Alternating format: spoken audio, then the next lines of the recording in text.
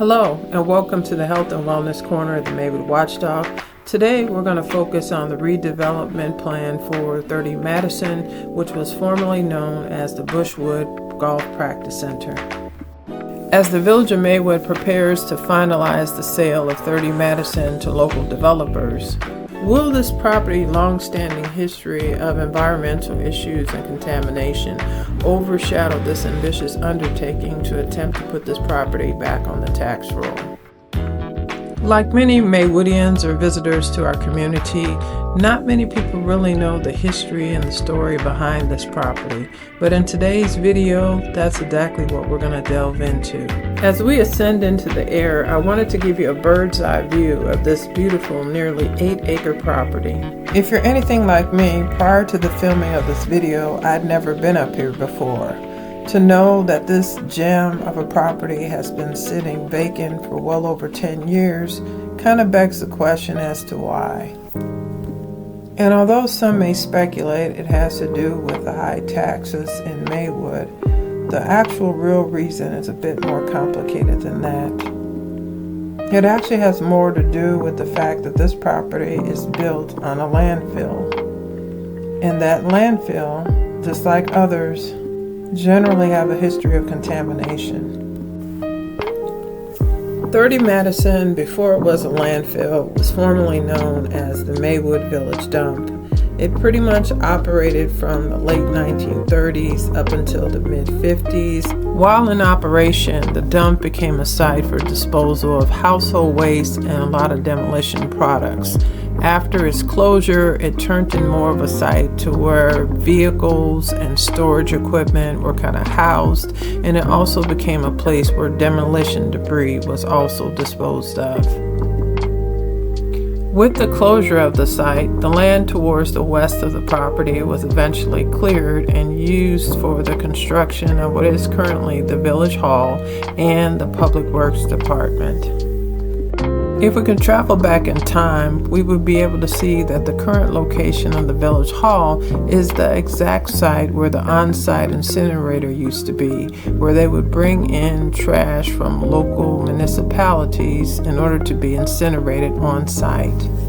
The southern border of this property was used to house large vehicles, heavy equipment, large waste containers, much like what you see in the south portion of this property to this very day. Not to mention demolition debris that was held on site that back in the days when EPA criteria was less stringent, potentially may have housed things that would not necessarily be deemed non-toxic by today's standards.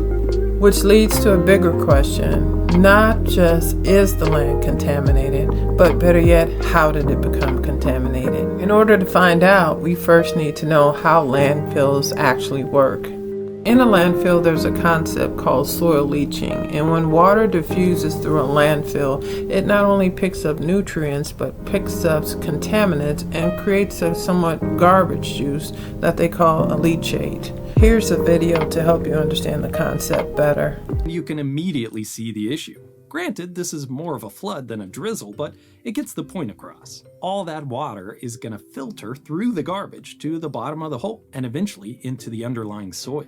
It might go without saying, but I'm gonna say it anyway, we really don't want garbage juice percolating into our soils. Mainly because it can contaminate sources of groundwater, but also because it can migrate well beyond the limits of the landfill, causing all sorts of environmental troubles.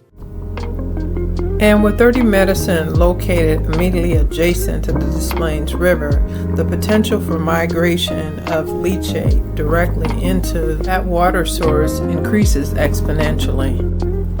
Because of this, at the time of the creation of a landfill, protective barriers are generally installed in the landfill itself, and they usually compose of a clay cap, both at lining the bottom of the landfill and also covering the top of the landfill. These caps then serve to enclose the trash or the contaminants within the boundaries of the landfill itself.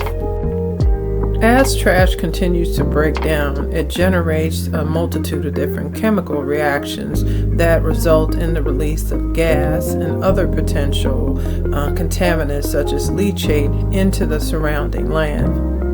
That's why testing and monitoring of sites such as this is so important to ensure that as the trash continues to break down, if contamination is observed, appropriate measures can be taken. Things such as monitoring the pH of the water to make sure that contaminants aren't altering the acidity or basicity of the water, which ultimately can adversely affect the fish and other animals that live in that particular waterway. Not to mention the addition of chemicals that can be harmful to one's health, such as chemicals that are known to cause cancer and chemicals that are known to disrupt the hormone levels within humans. Also, it is equally important to test the soil itself for contaminants that may be present. When soil that is contaminated becomes airborne, not only is it a risk from inhalation or breathing it in, but it's also a risk by taking in the contaminants via other routes. So now let's take a close look at the types of developments that previously occurred at 30 Madison. In 1987, a business called Elder Corp initially tried to do a senior facility at the site that unfortunately didn't move forward. Then in 1999, the Village of Maywood tried to establish a low-income housing apartment complex on the site with the help of the Illinois Housing Development Authority. In order for the village to get financial contributions, they were required to obtain a no further remediation letter from the Illinois EPA. The significance of that letter is that it signifies that the recipient successfully remediated the property and that they were cleared of any liability in reference to further responsibility to clean up the property. So in 1999, the Village of Maywood applied and was accepted to the EPA site remediation program. And in order for them to begin the process of moving through that program, they hired EPS, better known as Environmental Services, to actively assist the village in doing what was necessary in order to clean up 30 Madison. So as a foundation for their evaluation, EPS took a comprehensive study that was done back in 1987 and used that as a foundation to move into the additional stages of this process.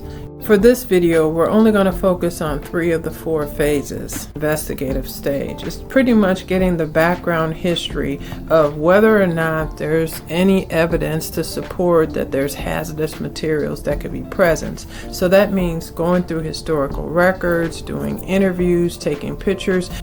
So if phase 1 is positive, we then move on to phase 2, where there's active testing of groundwater, lab analysis, and things that are going to help us to determine the extent of contamination of the property.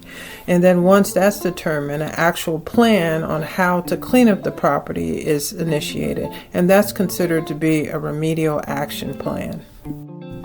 So multiple soil samples across 30 Madison were extracted from the ground. Those samples, encompassing different layers of the soil, were then sent to the lab. After being sent to the lab, different type of components such as pesticides and different metals were evaluated to see whether or not they were actually contained within those particular samples. Unfortunately, the test results were very problematic because multiple different soil samples contained contaminants such as lead and arsenic and other potential chemicals that are known to be harmful to one's health. Unfortunately, upon evaluation of both the landfill ash and the protective covering, it was discovered that both the ash and the clay were contaminated with the same type of toxic elements, such as volatile compounds and also heavy metals. The initial proposed plan was to install a second cap to form a new barrier between the people and the contamination. Another source of contamination centered around massive oil spills on the property due to the housing of heavy equipment. Lab results showed that not only was there evidence of volatile compounds in the soil, but a lot of those compounds by the EPA standard was listed or deemed to be hazardous substances.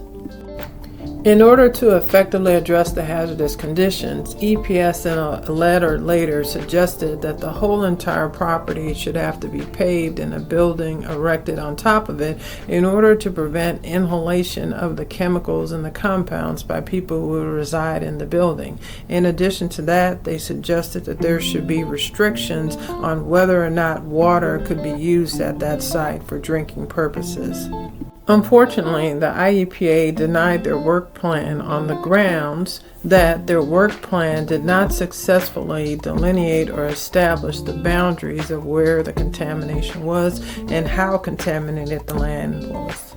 Following months of back and forth, the EPA for a second time rejected the proposal submitted to them by EPS for a work plan for the site. In their second denial letter, they cited that additional testing was warranted and documents such as a remedial objective plan that pretty much outlines the goals, the remedial action plan that pretty much tells how you're going to address the remediation, and then a completion report had not been submitted to their satisfaction.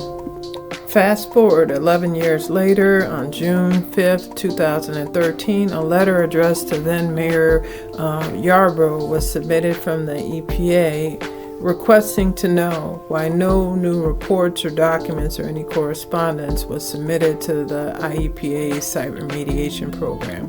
Due to their lack of response, their agreement with the IEPA was immediately terminated. In a letter dated October 29, 2013, the IEPA cited the village's non-compliance with the terms of their agreement as the reason for their termination from the program.